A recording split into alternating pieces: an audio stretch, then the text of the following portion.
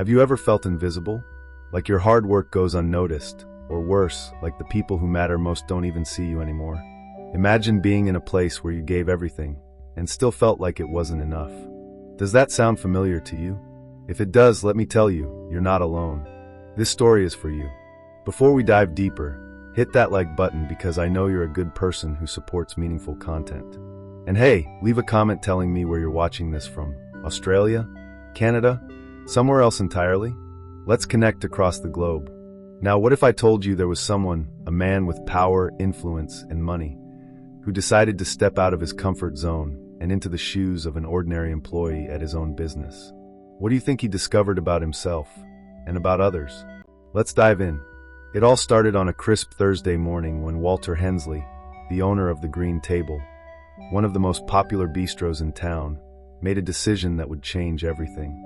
Walter had built his empire from scratch, working long hours, sacrificing weekends, and even missing birthdays to make sure his dream stayed alive.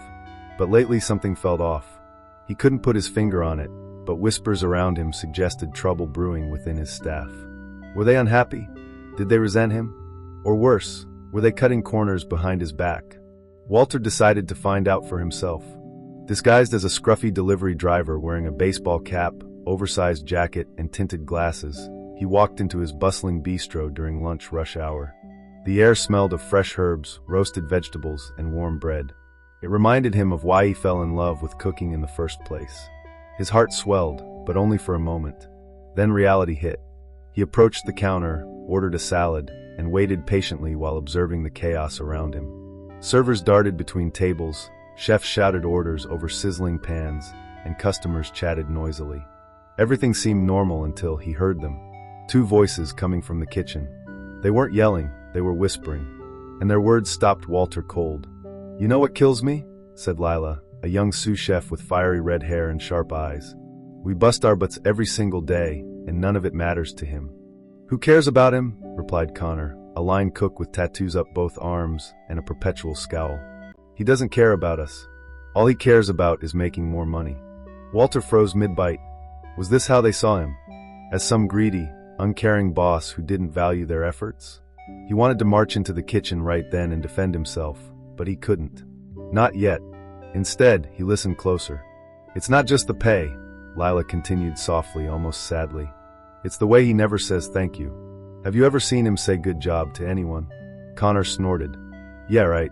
He probably thinks we'll slack off if he shows any sign of appreciation." Walter felt a lump rise in his throat. These weren't lazy employees complaining. They were talented, hard-working individuals who felt unseen, unappreciated, forgotten. Suddenly, memories flooded back. Late nights spent perfecting recipes, early mornings sourcing ingredients, endless meetings strategizing growth. In all those moments, had he forgotten the very people who helped him achieve success? His mind raced. Why hadn't he noticed this before? Was he really so blind to the struggles of his team? Determined to learn more, Walter stayed longer than planned. He struck up conversations with servers, dishwashers, and hosts, pretending to be just another customer. Each interaction revealed new truths, some painful, some inspiring, but all eye-opening. Take Ava, for instance. She was a hostess balancing two jobs to support her younger brother through college. Or Marcus, a dishwasher whose hands were raw from scrubbing pots, but who dreamed of becoming a pastry chef someday. Their stories touched Walter deeply. Yet, despite their dedication, many admitted feeling trapped, like they were disposable cogs in a machine rather than valued members of a family. By the end of the day, Walter sat alone in his car outside the bistro, gripping the steering wheel tightly. Tears welled up in his eyes as he replayed the conversations in his head. How could he have let things get this far? When did profit become more important than people? He thought about his father, who always said, "Success without kindness is failure." Hadn't Walter promised himself he'd run his business differently?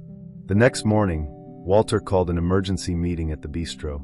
Everyone gathered nervously, unsure what to expect. Rumors spread quickly. Was someone getting fired? Was the restaurant closing down?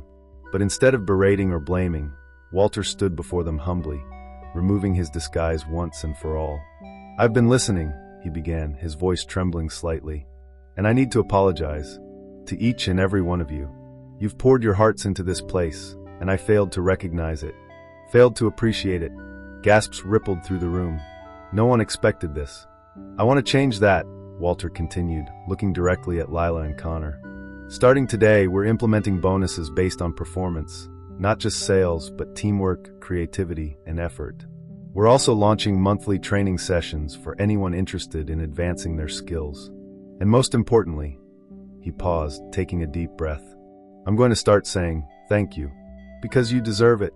The room erupted in applause. Some employees cried openly, others hugged each other. For the first time in years, they felt seen, valued, loved. Over the following months, the green table transformed, not just financially, but emotionally. Morale soared, turnover dropped, and customers noticed the difference too. Food tasted better, service felt warmer, and the atmosphere buzzed with positivity. Walter learned firsthand that leadership isn't about authority, it's about connection, about seeing people for who they truly are and lifting them up. So here's my question for you. When was the last time you felt truly appreciated? Who deserves a thank you in your life? Comment below. I'd love to hear your thoughts. And remember, wherever you are in the world, you matter. Your work matters. Your presence matters. Because sometimes the smallest acts of gratitude can spark the biggest changes. Thank you for watching, or should I say listening. Don't forget to like, share, and subscribe. Until next time, take care of yourself and each other.